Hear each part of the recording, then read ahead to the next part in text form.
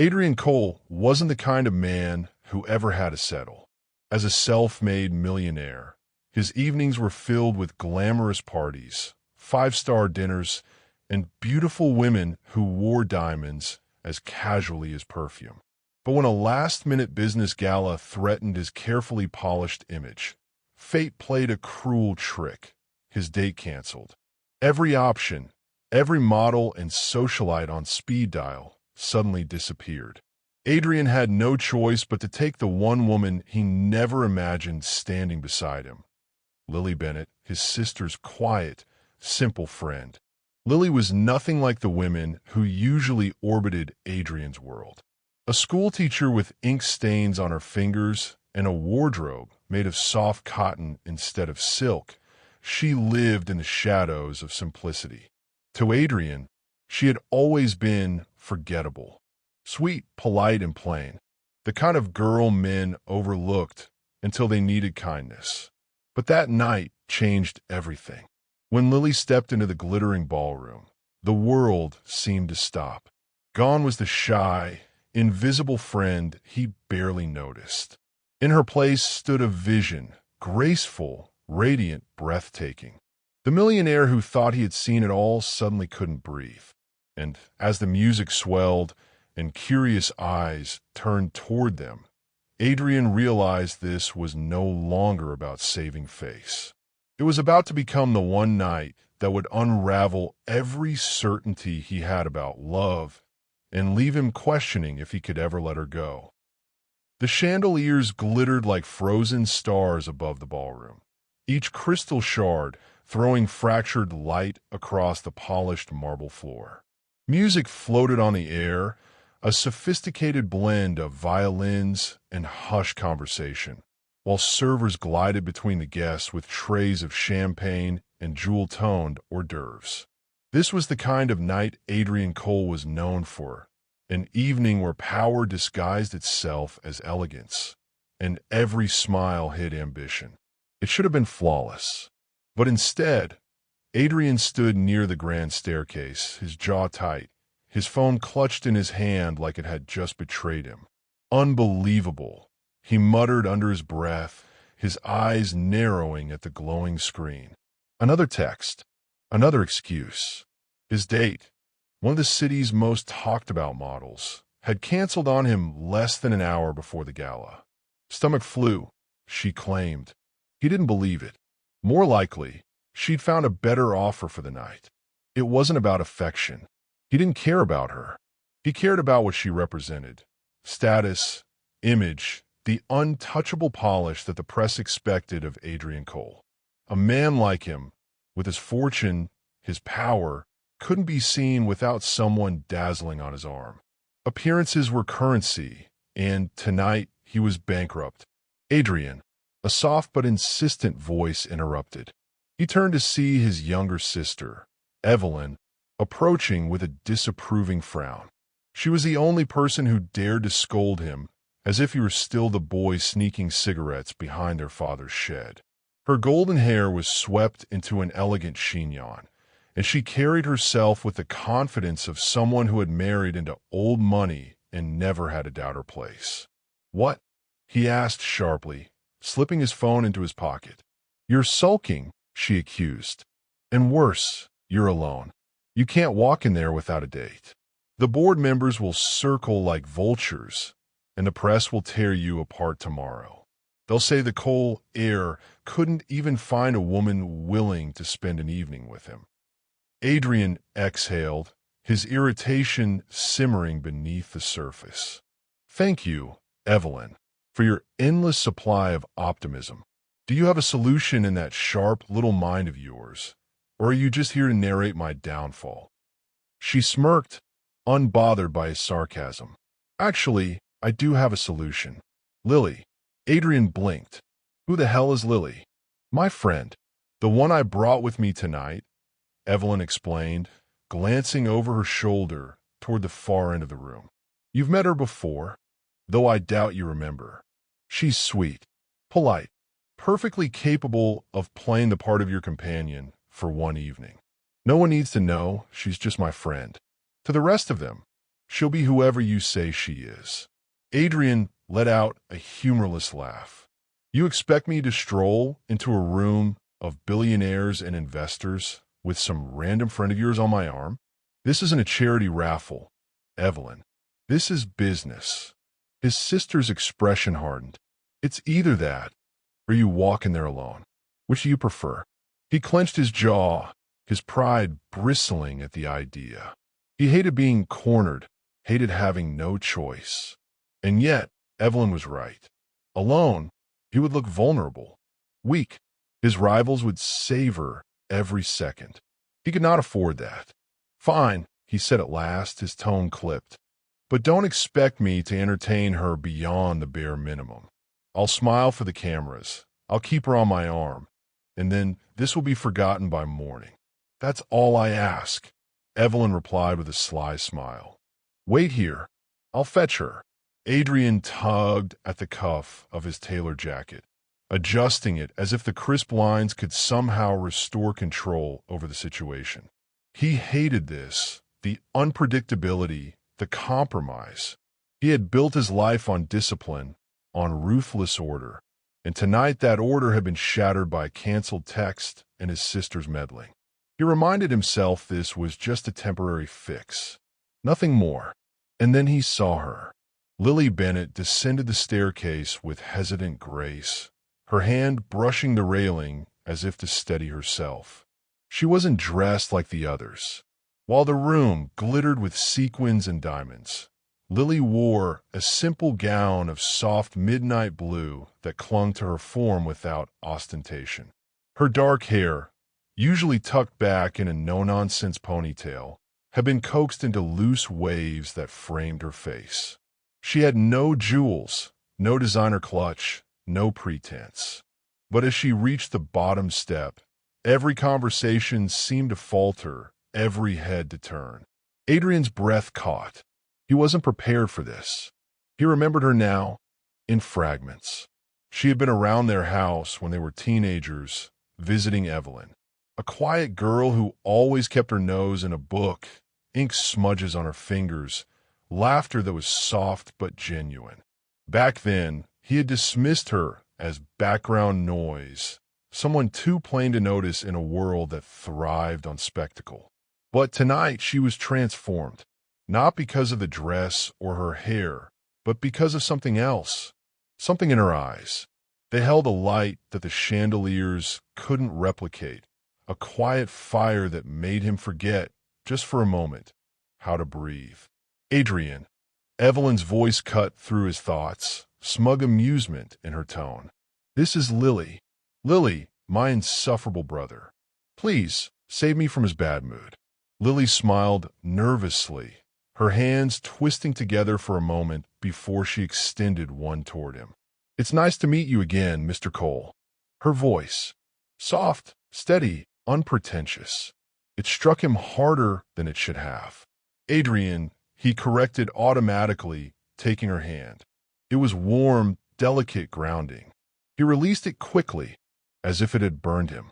"Shall we?" he asked curtly, offering his arm. She hesitated, just a flicker of uncertainty in her gaze, before slipping her hand into the crook of his elbow.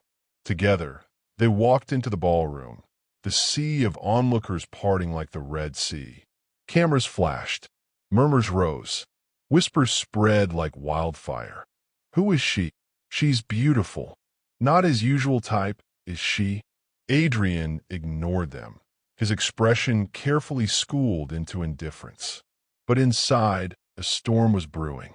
He was supposed to feel nothing. This was supposed to be transactional, convenient.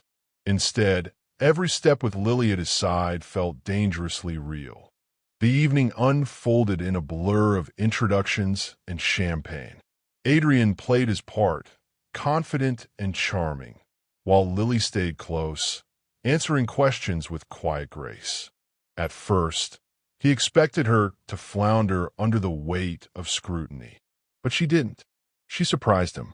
When one of his rivals, a smug man with too much money and too little tact, leaned in with a sneer and said, "And where exactly did Adrian find you, dear?" Lily didn't wilt. She smiled politely and replied, "In the same place all decent people are found, somewhere beyond your imagination." Adrian nearly choked on his drink. The room chuckled. The rival flushed. And for the first time in years, Adrian felt something that wasn't anger, wasn't control. It was amusement. Genuine, unguarded amusement. Later, as the music swelled and couples drifted to the dance floor, Evelyn appeared once more, her eyes twinkling with mischief. "Dance with her," she whispered to her brother. "I don't dance," Adrian muttered. "Then learn. Or are you afraid?" He hated being challenged. With a resigned sigh, he turned to Lily. "Would you?" he asked stiffly, offering his hand. Her lips curved into a small smile. "I'd love to." The moment their hands met, a current shot through him, unsettling and electric. As he guided her onto the dance floor, his body remembered movements he hadn't practiced in years. She was light in his arms, her steps hesitant at first, but quickly finding rhythm with his. The orchestra's violins swelled, and the world beyond the dance floor faded. Adrian found himself watching her, not the crowd. The way her lashes fluttered when she laughed softly at his misstep. The way her gaze lingered, not on his wealth, not on the flash of cameras, but on him. Just him. No one had ever looked at him like that before. Like he wasn't Adrian Cole, millionaire, but simply a man. Something dangerous stirred in his chest. A whisper he thought he'd silenced long ago. The possibility of wanting. The risk of feeling. As the dance ended, applause rippled faintly through the crowd, though Adrian hardly noticed. He released her hand reluctantly, his heart pounding with a foreign rhythm. This was supposed to be a night about saving face. Instead, it felt like the beginning of something he couldn't name. And as he let her off the floor, his thoughts tangled into a single, haunting question, one that would echo long after the lights dimmed. What if the one woman he never meant to notice was the only one he would never be able to forget? Morning peeled back the night like a silk curtain, and with it came the familiar ache behind Adrian's eyes, the warning bell that he'd allowed himself to feel too much the evening before. He stared at his reflection in the mirror of his penthouse bathroom. Razor-straight jawline, immaculate stubble, a mouth that defaulted to indifference. He looked exactly the same as he had yesterday, and yet nothing felt the same. A memory flickered, Lily's hand in his, weightless and warm, and he had to close his eyes to cut the current before it dragged him under. He turned on the tap, splashed cold water over his face, and braced his palms on the marble. Control. That was the only language that had ever saved him. When the house he grew up in filled with smashed glass and slamming doors, when his mother's perfume clung to men who weren't his father, when the night erupted in a shouting that bled through the walls. Control had been the raft he built piece by piece. Grades, awards, deals. Numbers never screamed. Money never lied. Love was a bonfire that promised warmth and delivered smoke in your lungs. His phone buzzed on the counter. "Evelyn, you alive? Also, don't kill me, but the blogs are already sniffing. Call me." He let the phone face down and exhaled through his nose. The night had been a performance. The problem was he believed it mid-scene. The way Lily had smiled at his clumsy step on the dance floor. The way she deflected Marcus Vance's sleazy jab with a line that made half the room smother a laugh. The way her eyes had sought his, curious but not hungry. It ought to have been easy to file her away as a temporary prop. It wasn't. He toweled off, dressed with mechanical precision, and headed for coffee. The floor-to-ceiling windows flooded the kitchen with pale winter light. The city stretched like a glittering circuit board, each car a pulse. He placed the cup on the counter and forced his mind into the grid. Schedule, board call at 9, quarterly projections. The new philanthropic initiative the PR team had begged him to announce this week. Another layer of polish to keep the investors docile. He could bury last night in tasks if he moved fast enough. Except her laugh, soft as a secret, rose again. No. Control. A second text from Evelyn landed. Also, Lily left her scarf in the car. Navy. Smells like soap and paper. Don't be a robot. Bring it by. He stared at the message longer than he wanted to admit, then slid the scarf from the back of a bar stool where he dumped it after the driver handed it over. Navy wool need him. He lifted it, and the faintest scent found him. Clean, unperfumed, something like old books carried through fresh air. He set it down as if it could burn. An hour later, in a classroom that smelled of crayons and whiteboard markers, Lily Bennett was coaxing a minor miracle out of 27 restless fifth graders. On the board, she'd drawn a ridiculous dragon wearing spectacles and a bow tie. If Sir Bowtie always lies and Lady Spectacles always tells the truth, she said, and they give you two different answers to the same question, which one are you going to believe? Lady Spectacles, a chorus rang out. Okay, but what if Lady Spectacles is tired and Sir Bowtie sounds really convincing? She pressed, fighting a smile. How do you check? A small boy with an earnest frown raised his hand. Ask another question. Yes, she said, pleased warmth blooming in her chest. Ask another question. Don't just believe the loudest voice. Lily loved this. Not the noise, not the chaos, but the moment a face lit from inside because something that didn't make sense suddenly did. Teaching wasn't glamorous. It didn't pay enough. It left ink on her fingers and stacks of papers on her kitchen table, but made hard days survivable and soft days bright.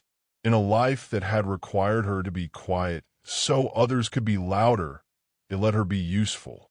Her phone buzzed in the desk drawer during lunch. A text from Evelyn. Are you recovering from last night? You were magic. Also, my brother is hopeless and owes you a thank you.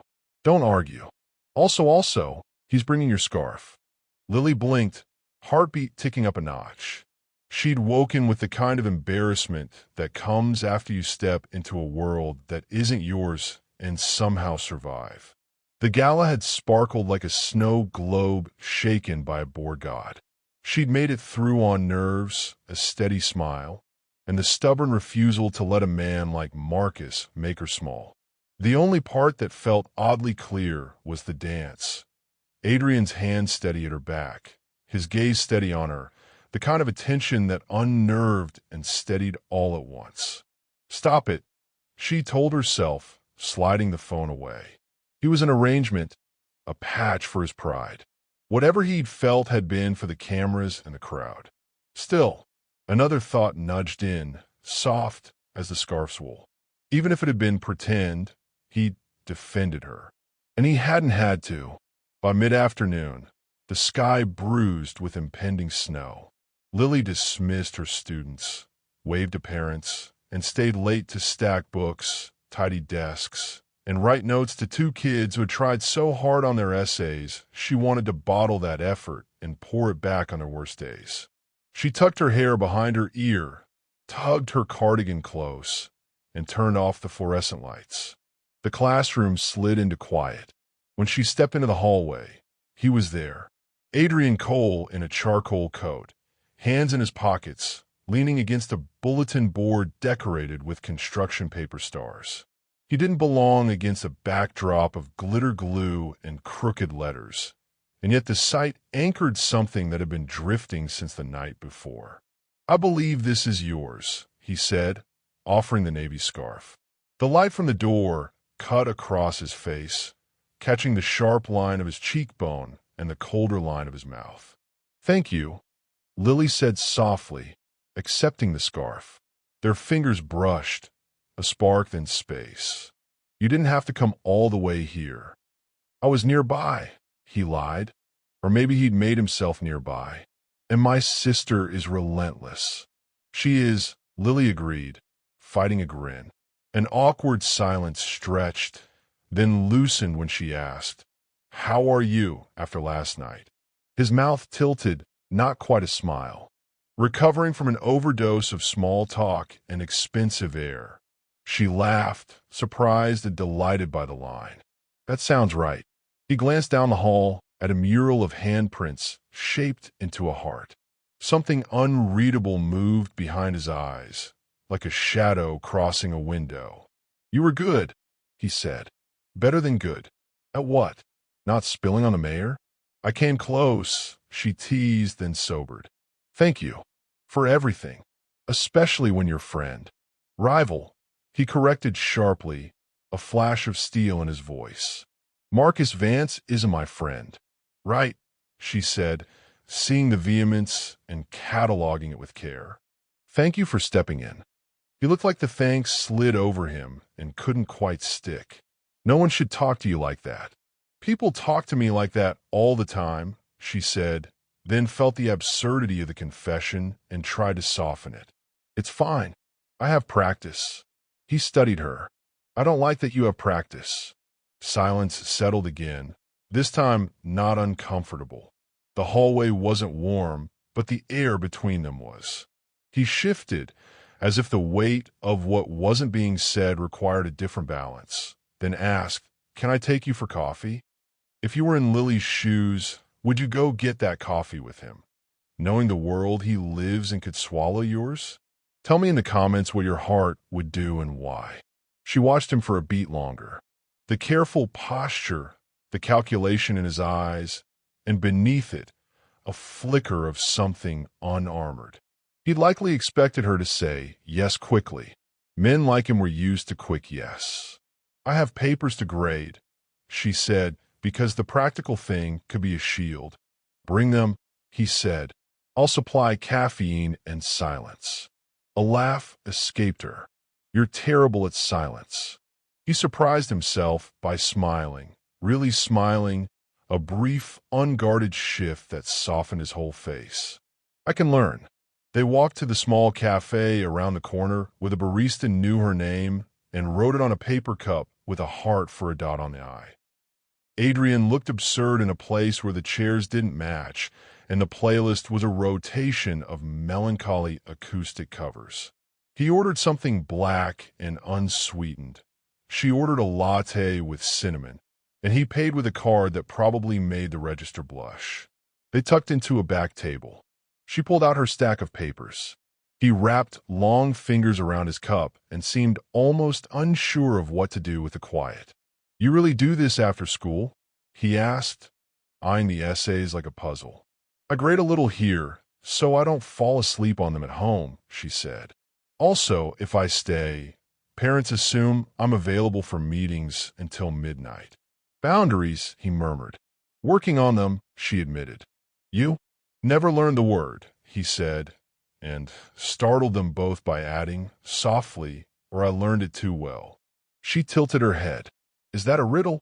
More of a bad autobiography, he said, gaze dropping to the table. I grew up in a house where lines were drawn like knives. You learn not to need, not to ask. She didn't move, didn't flood the space with sympathy or questions. She sat with him instead, letting the quiet be permission rather than pressure. He hadn't meant to say any of it, and yet the sentence hung there, and in it was a boy listening for the sound of the key in a lock and bracing for which version of night would come through the door. My mother, he said, tasting the disclosure like metal. She wasn't kind. She liked attention the way some people like air. My father loved her like it could fix something. It didn't. He huffed a breath that wasn't a laugh. Love is a poor locksmith. Lily traced the coffee sleeve with her thumb. Sometimes the wrong people teach us the right lessons, she said. Boundaries. Self-respect. What we won't be. And sometimes they teach us to put out fires before we ever feel the heat, he countered, softer. Control keeps you from burning. It also keeps you from standing close to anything warm. She looked up then, and whatever he saw in her eyes made him feel both known and wary. So you build a life you could manage, she said. Rooms full of expensive air. Ornate locks. Doors that opened only one way. The corner of his mouth twitched. You should teach analysis to adults. She smiled. I teach it to 10-year-olds. They're brutal in the best way. He sat back. I don't talk about this. You don't have to, she said, and meant it. You don't owe me an explanation. He studied her face. No calculation. No angle. Relief moved through him like warm water over stone.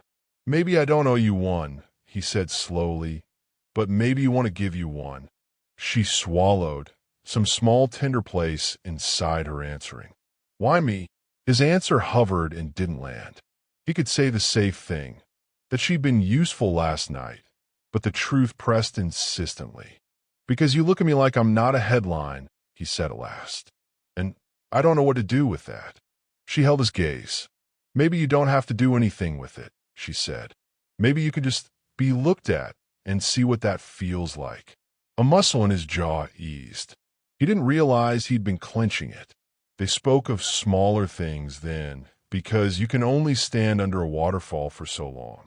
She told him about a student who'd started a book club called Dragons and Snacks. He told her in a tone that tried for bored and missed that he'd launched a fund that renovated public school libraries. Anonymous, because credit felt sticky. She nearly dropped her pen. That was you. He shrugged. It was a team. You could have told everyone, she said. It would help your image. He met her eyes. I'm not trying to fix an image with books. I'm trying to fix memories with them. She understood more than he said. Her own childhood had been gentle in ways money couldn't make and hard in ways it couldn't fix. Mother working double shifts, a father who loved quietly and died too early, a girl learning to stitch holes with patience and doing without the rest. If she had a secret, it was this. She wanted to be seen without having to perform brightness to earn it. The cafe clock slid toward 4. Snow began to lace the window in delicate lines. Adrian's phone vibrated incessantly. He let it. She finished a paragraph and made a note that read, "You had something brave to say. Try again. I believe you can." He watched her write it and thought, no one ever wrote that on me. Outside, the city inhaled winter. He walked her to the corner because it felt right, not because the script demanded it. They stood under a streetlight that had clicked on early against the gray. "Thank you for the coffee," she said, scarf tucked at her throat again. "Thank you for the rest of it," he returned. She hesitated, then asked with an earnestness that disarmed him, "What do you want, Adrian?" "Not today. In general." The question was a door he hadn't opened in years. Money had been an answer so loud it covered the question. He could say peace. He could say another deal. He could say nothing.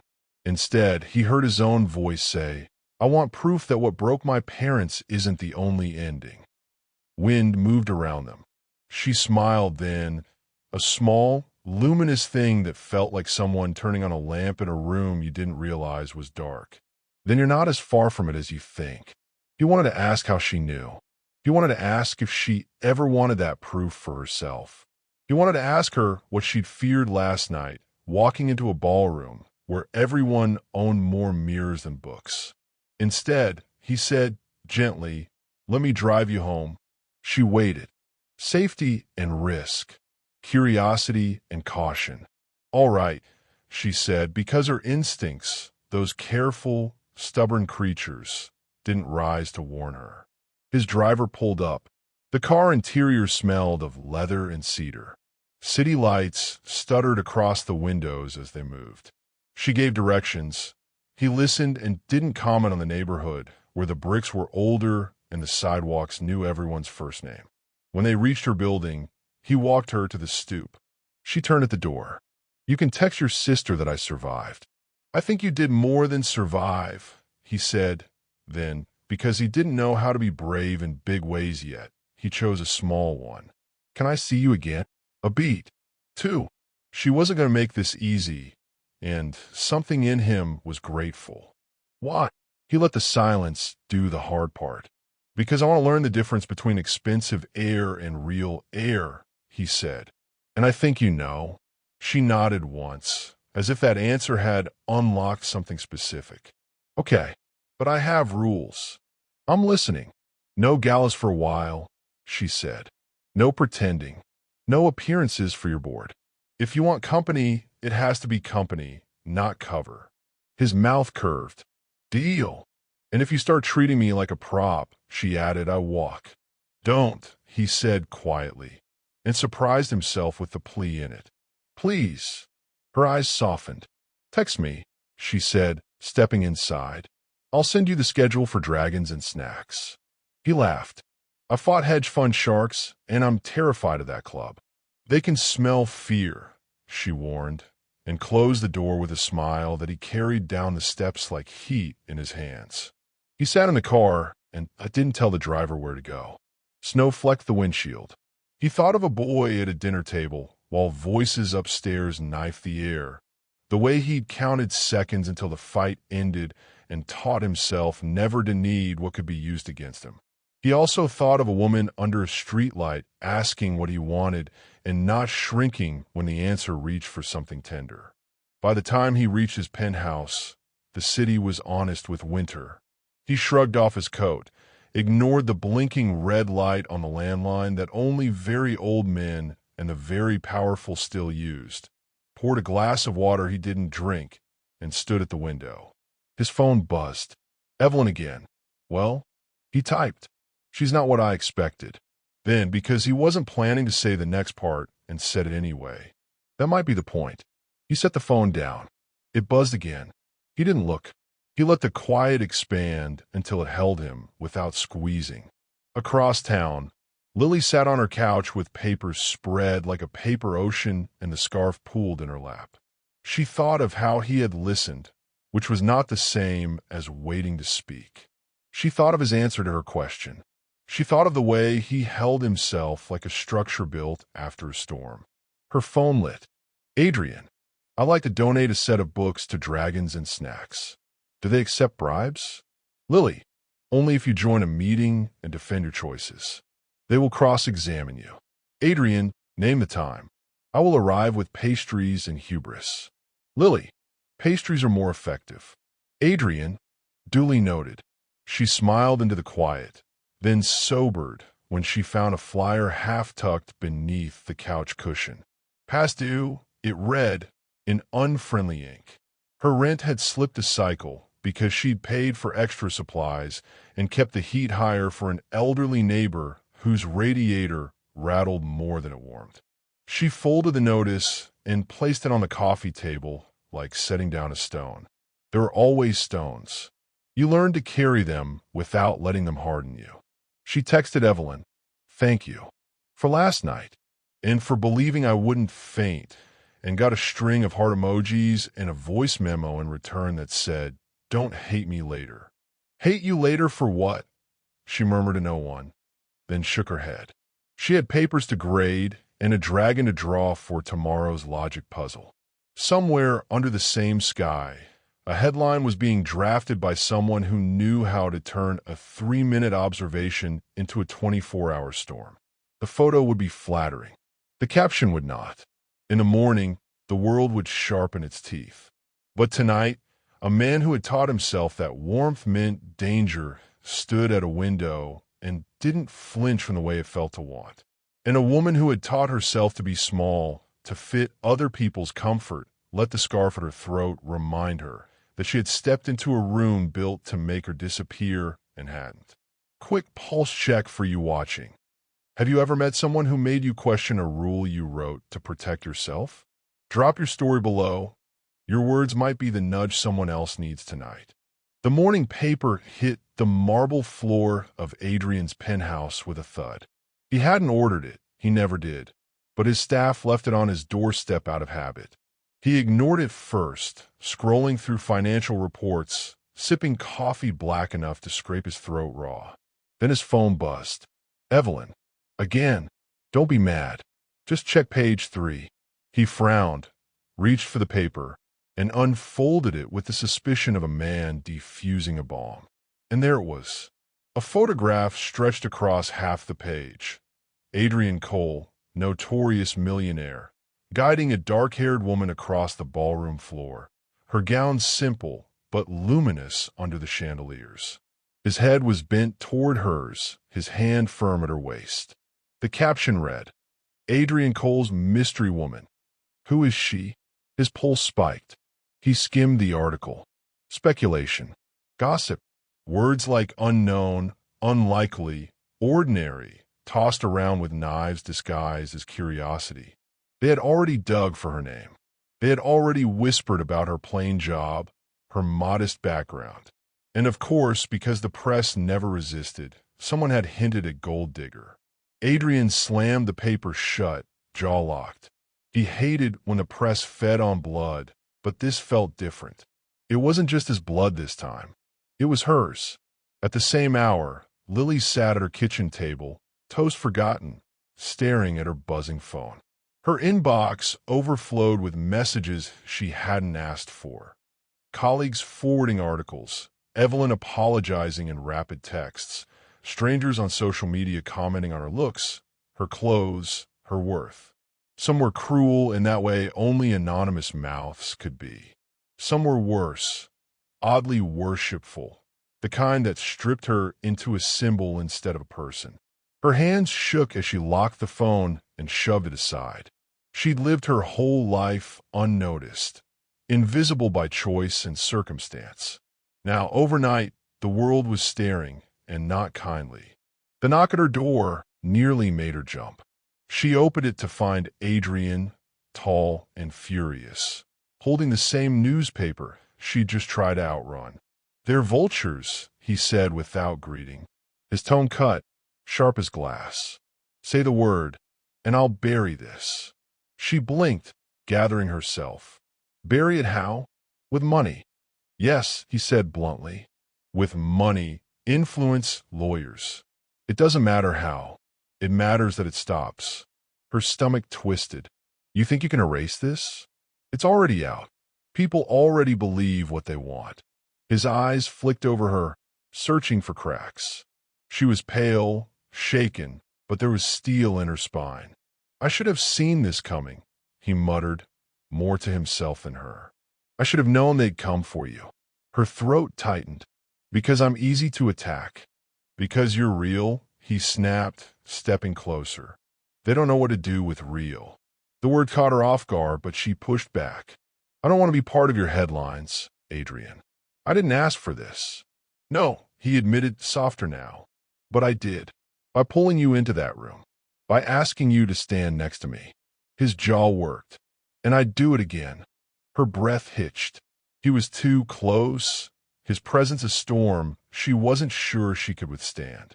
The following night, Evelyn insisted on dinner at her townhouse, a buffer from the chaos. Lily arrived with cautious steps, nerves still frayed. Adrian was already there, brooding over a glass of wine. Evelyn breezed into the dining room, all charm. You two look like you're planning a coup, not dinner.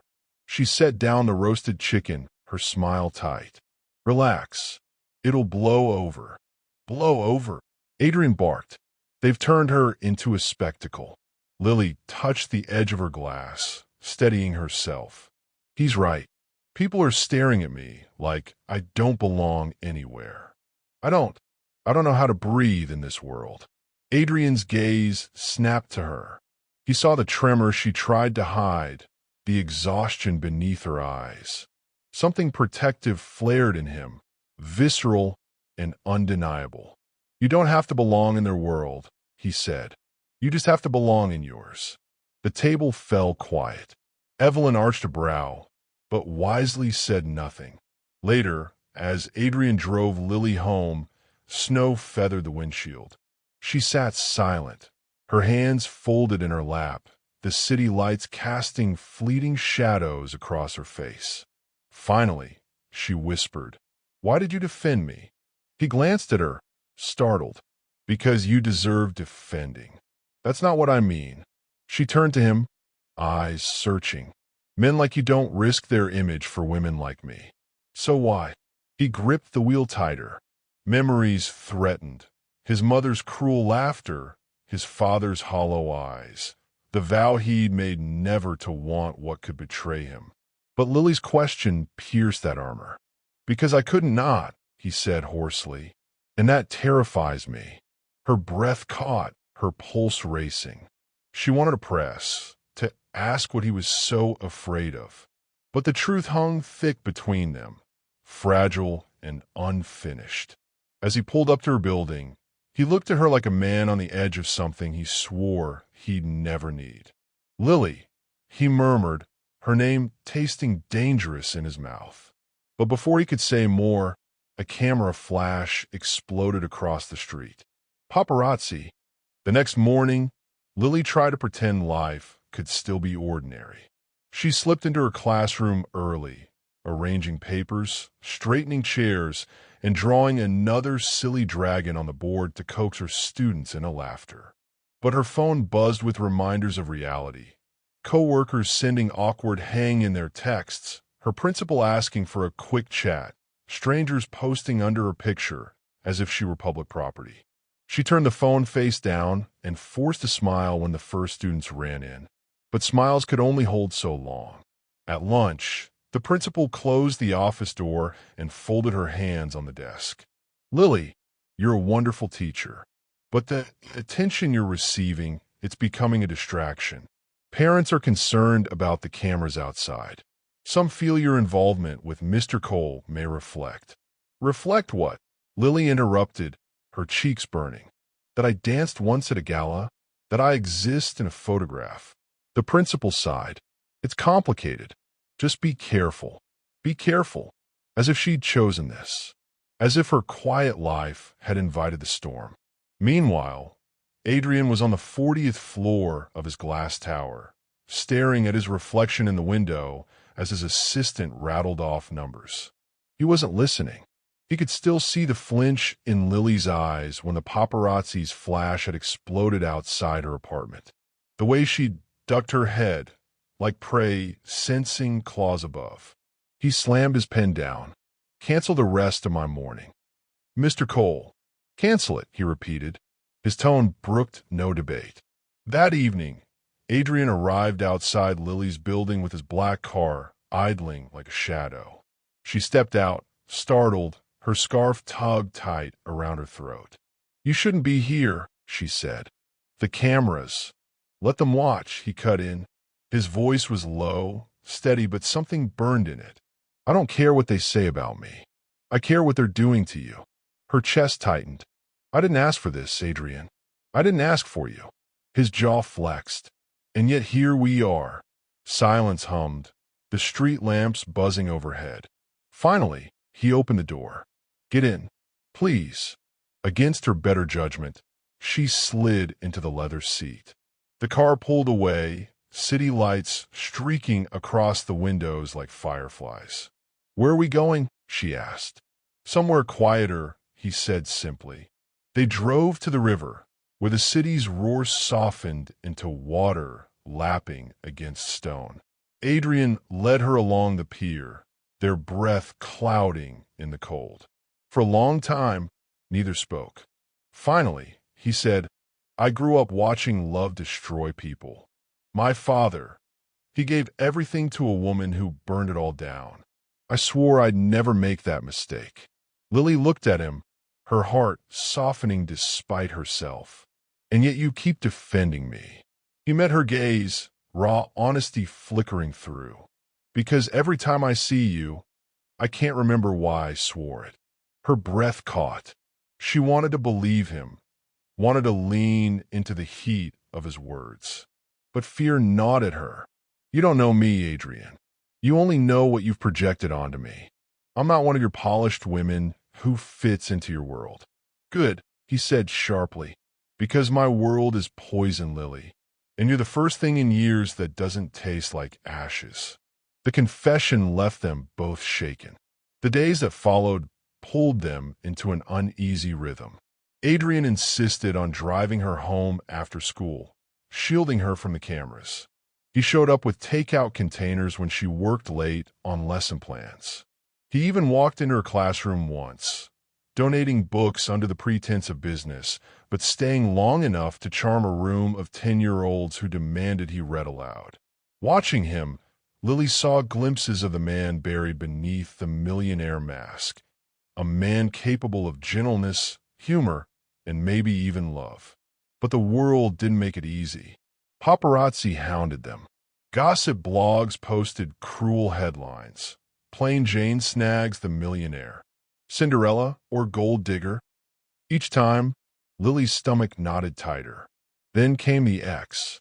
Veronica Vale, swept into a charity event in diamonds sharp enough to cut glass. She draped herself against Adrian as if Lily weren't standing right there. "Darling," she purred, "you must be exhausted playing house with schoolteachers. Don't worry, he'll grow bored." Lily froze, humiliation burning her cheeks. Adrian stiffened, his arm tightening protectively around her. "Veronica," he said coldly, "leave." But the damage was done. Lily's heart twisted. She whispered an excuse and slipped outside, the winter air biting her skin. Adrian followed, fury in his eyes. "Don't listen to her," he said, reaching for her hand. Lily pulled back. "Is she wrong, Adrian? Am I just a distraction until you move on?" His chest heaved, words tangled in his throat. He wanted to promise forever, but the weight of his past pressed like chains. "You're not a distraction," he said finally. "You're the only thing that feels real." Her eyes shone with unshed tears. "Then prove it, because right now, all I see is a world built to crush me." She turned away, leaving him standing in the cold, his breath fogging the air as he realized the truth. Protecting her from the world wasn't enough. He had to protect her from himself, too. If you were Lily, would you believe Adrian's words, or would you walk away before you got hurt? Let me know in the comments below. The storm broke on a Thursday. Lily had just dismissed her class, stacking essays into neat piles when the first text came in. "Is it true?" She frowned, not recognizing the number. Before she could answer, another came, then another. Her phone buzzed like a hive until she silenced it and shoved it into her drawer. But the whispers followed her. Teachers in the hallway glanced her way and quickly looked back at their papers. Parents outside clutched their coats tighter, their voices pitched low as they waited for their children. By the time she stepped outside, reporters had gathered like wolves. Lily Bennett, did you know you were just a cover date? Was it worth it? Pretending for a millionaire's image. Are you in love with him? Or is this just about money?" Her heart stumbled in her chest. She shoved through the crowd, her scarf pulled high around her face, but the words lodged like glass splinters. Pretending. Cover date. She reached her apartment, slammed the door shut, and pressed her back against it. The apartment seemed too small to hold her panic. With trembling hands, she pulled her phone free and tapped the first headline. Adrian Cole's Gala Mystery. Insider claims date was a last-minute hire. The article was brutal. An anonymous source claimed Adrian had been abandoned by his model date and had plucked Evelyn's plain little friend from obscurity to save face. It detailed everything: his desperation, her mediocrity, the convenient illusion they had sold the room. Her stomach turned to stone. Meanwhile, in his tower of steel and glass, Adrian's phone erupted with calls. His PR director was pale. "It's spreading everywhere. Vance's people are behind it. I'd bet my career. We can smother some, but the seed's planted. The public thinks Lily was just a stand-in. The prop." Adrian's hand clenched into a fist. Marcus Vance. Of course. This had his rival's fingerprints all over it. "Gimme Vance," he growled. But it was too late. The damage had been done, not to his reputation. He didn't care about that, but to hers. He left the office without another word, ignoring every assistant who scrambled after him. Lily was on her couch when the knock came. She almost didn't open the door. But when she did, Adrian stood there, tall and furious, the city's winter clinging to his coat. "I should have warned you," he said, voice rough. "Vance did this. He wanted to humiliate you, to humiliate me. You don't need to explain," she cut him off. Her voice trembled, but her chin was high. "It's true, isn't it? You only took me because you had no one else. I was just convenient." His throat tightened. "Yes," he admitted, because he had promised himself he wouldn't lie to her. "At first, you were never supposed to matter." The words hung like smoke between them. Lily's breath hitched as if he had struck her. She turned away, wrapping her arms around herself. "And yet now I'm the one paying for it. They're tearing me apart, Adrian. My job, my students, my name, it's all collapsing because I let you pull me into your world."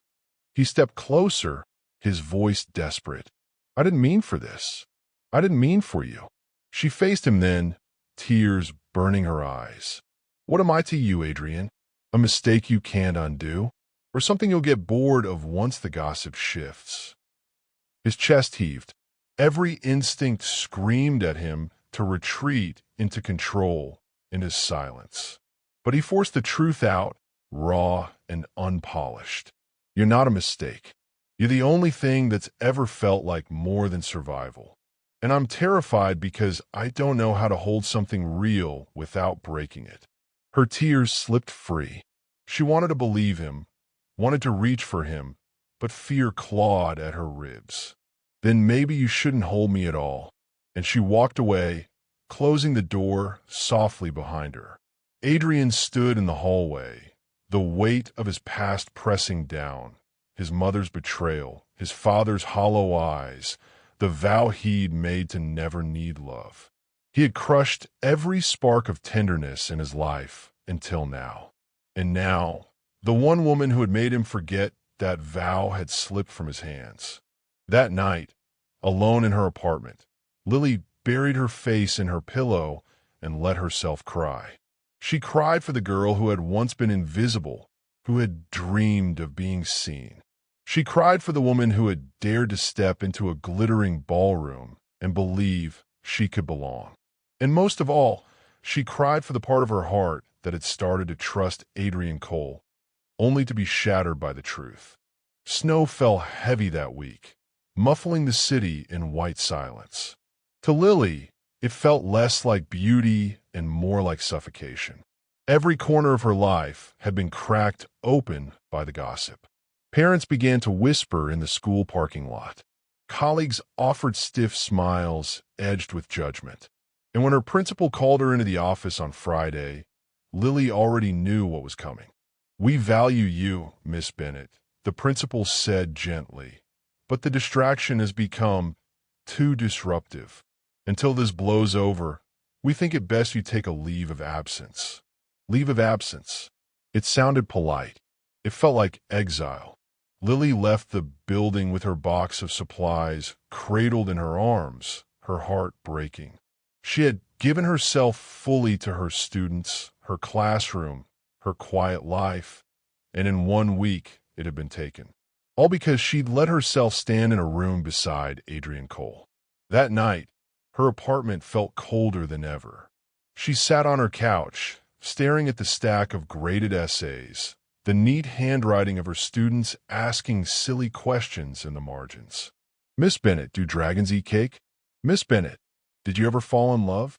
She pressed the papers to her chest, her tears hot and bitter. Across town, Adrian was unraveling.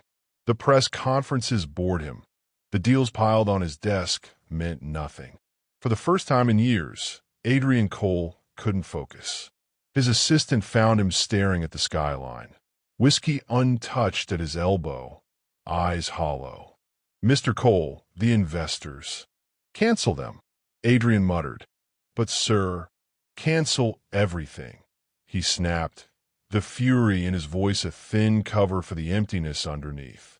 Because every time he closed his eyes, he saw Lily's face as she whispered, "Then maybe you shouldn't hold me at all." He remembered his father's broken gaze, the man hollowed out by love betrayed. Adrian had sworn never to let love weaken him.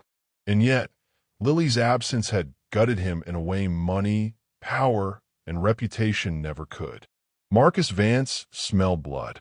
He cornered Adrian at a board meeting, smirking. "Heard your schoolteacher quit. Shame. Not everyone's built for the spotlight, eh?"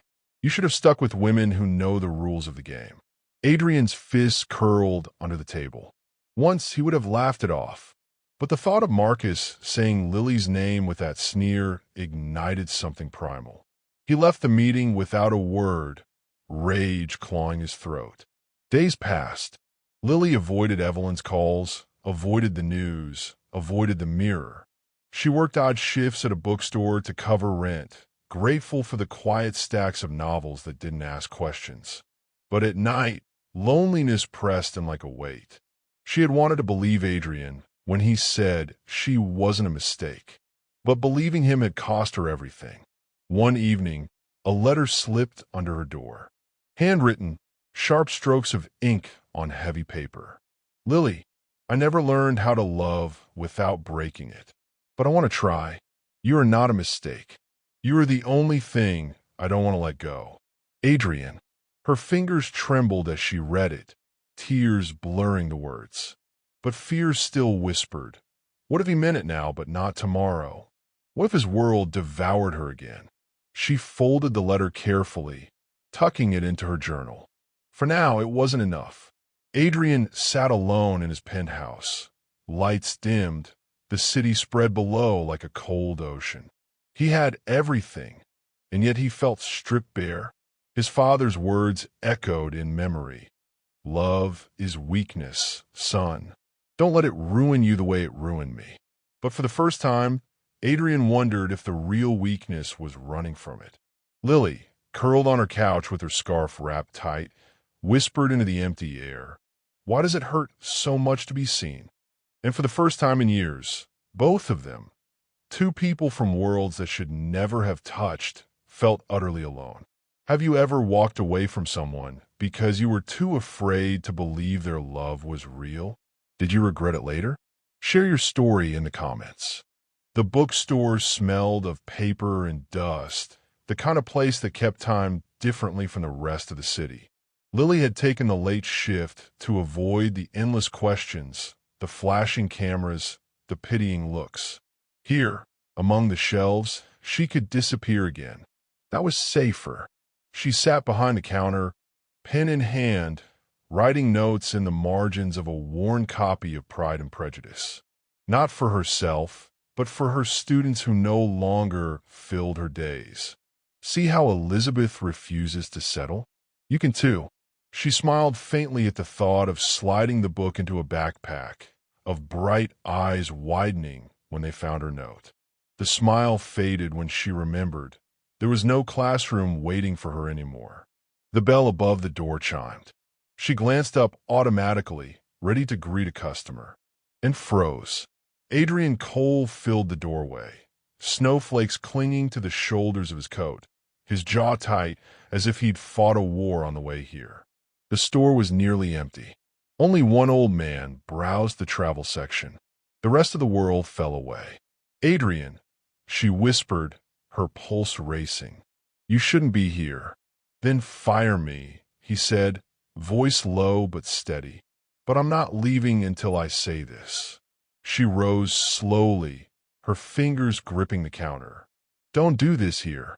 Where else? He asked, stepping closer. You've shut every other door. Her chest ached. What do you want? He hesitated, then dropped the shield he'd worn his whole life. His words came raw, uncalculated. I want you. I want to stop pretending I don't. I built my empire, so I'd never need anyone. But every day without you feels like it's crumbling. And I don't care if the world calls me weak. If being with you is weakness, then I'll take it. Her eyes stung.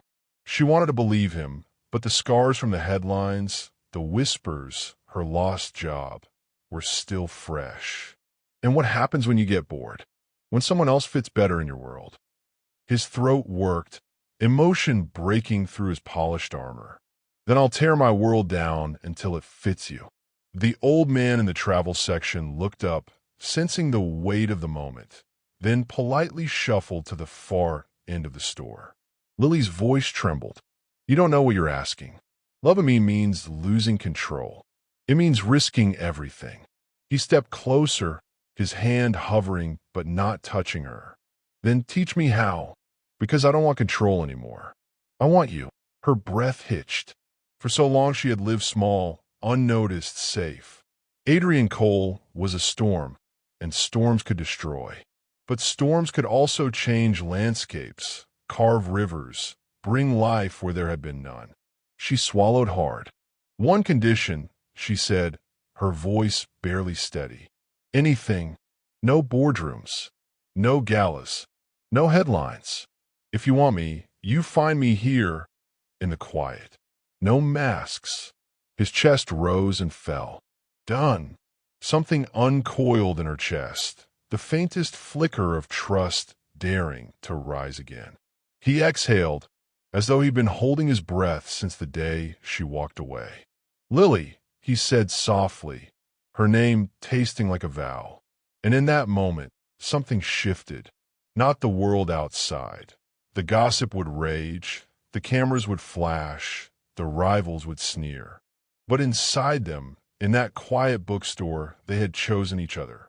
Later that night, Adrian sat in his penthouse, staring at the skyline. For the first time, the city didn't feel like his fortress. It felt like something he could lose, and something worth risking if it meant keeping her. And Lily lay awake, her scarf pulled close, whispering into the dark, "Please don't let this break me." Both of them knew the battle wasn't over. But for the first time, they had chosen to fight it together. The Winter Gala was supposed to be Marcus Vance's victory lap. He'd orchestrated the whispers, leaked the articles, and watched Lily Bennett's life crumble under the weight of his rumors. Tonight, with the city's elite gathered under chandeliers and champagne bubbles, he planned to finish the job. Paint Adrian Cole as a desperate man who had fallen for a plain nobody, and prove to everyone that Marcus was the sharper predator. Adrian knew it. That's why he walked into the ballroom with Lily on his arm. Not as a shield, not as an accessory, but as his choice. The cameras exploded with light, the air thick with gasps and speculation. Lily's fingers trembled against his sleeve, but she didn't flinch. She lifted her chin, grace carved out of quiet courage.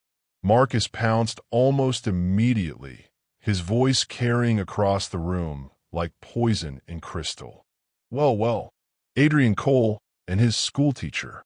I must say, it's refreshing to see you slumming it with the common folk." Laughter rippled, sharp and cruel. Adrian turned, eyes blazing. "Careful, Marcus." But Marcus smirked, sensing his moment. "No need to be touchy. Everyone here knows what this is. A little performance to patch your pride. Tell me, Lily, did he pay you well to smile for the cameras? Or is it charity work?" The crowd gasped. Phones tilted higher. Every eye burned into Lily.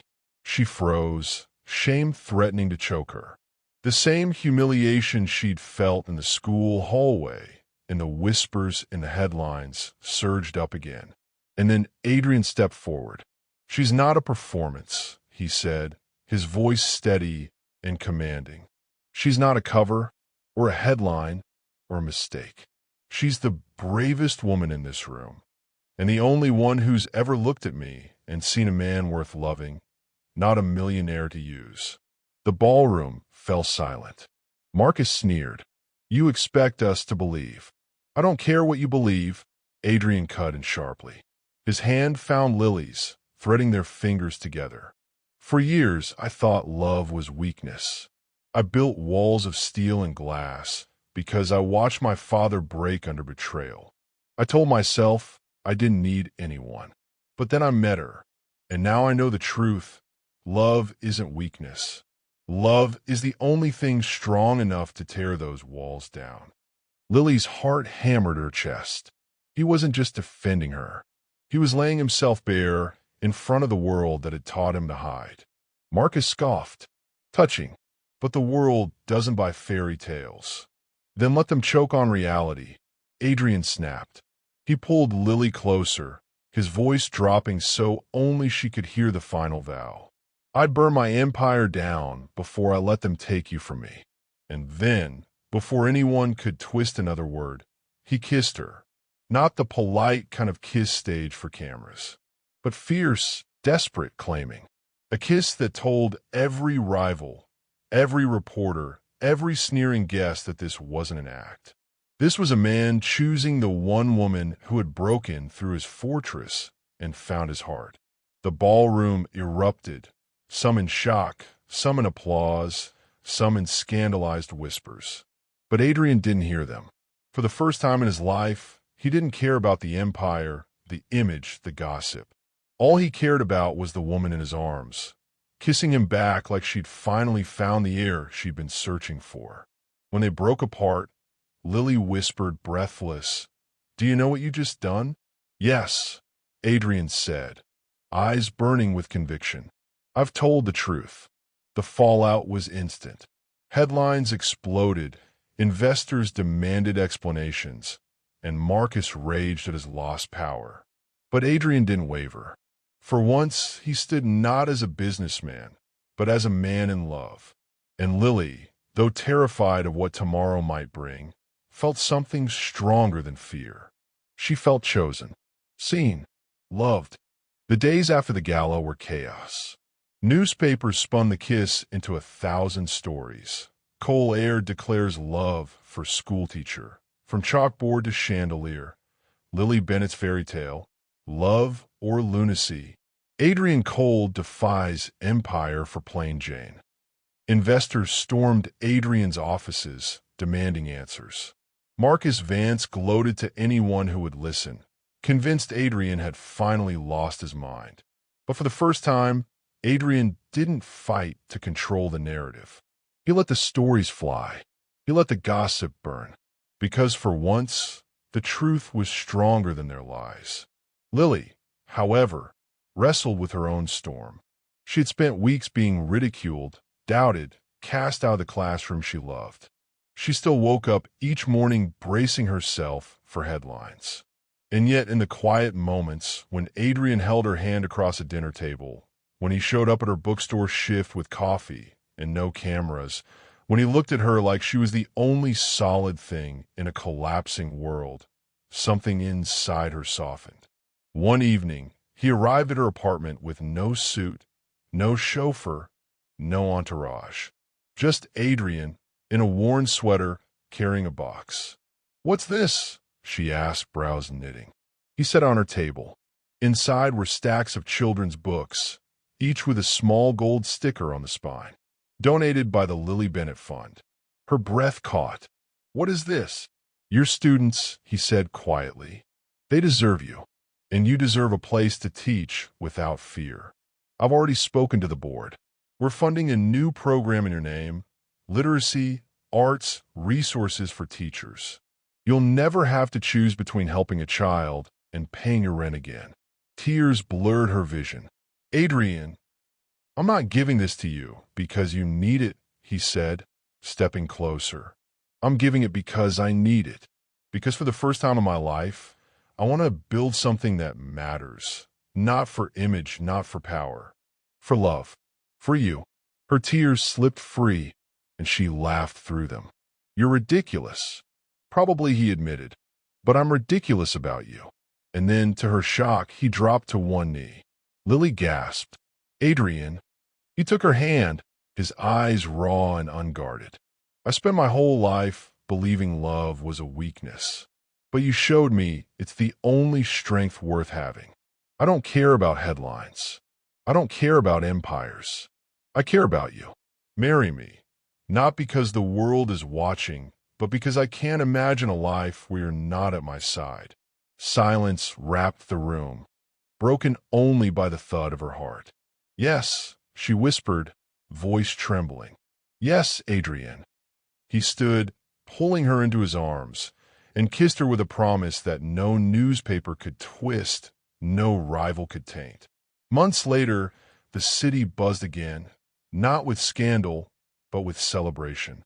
The headlines that once mocked her now read, "Adrian Cole marries the woman who changed everything." At the small ceremony, Evelyn beamed through tears. Children from Lily's school lined the aisle, holding books instead of flowers. Adrian stood tall, his hands steady in hers, his vows simple. "You are my proof. My choice. My forever. Lily's vows were quieter, but just as strong. You taught me that love can survive even in the harshest light. And I choose you again and again.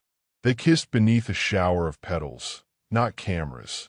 And for once, Adrian didn't feel like a man performing. He felt like a man finally home. In the weeks after, Lily's classroom reopened, brighter, fuller, alive with books and laughter. Adrian visited often, earning teasing nicknames from the children who adored him. And at night, when they curled together in their apartment, the city lights glowing outside, they knew the truth. They had both been broken by love before, Adrian by betrayal, Lily by invisibility. But together, they had built something unshakable. Not weakness, not scandal, love. Real, enduring, victorious. If you were in Lily's shoes, would you have said yes, trusting a man with such a broken past? Or would you have feared he could never truly change? Share your thoughts in the comments below.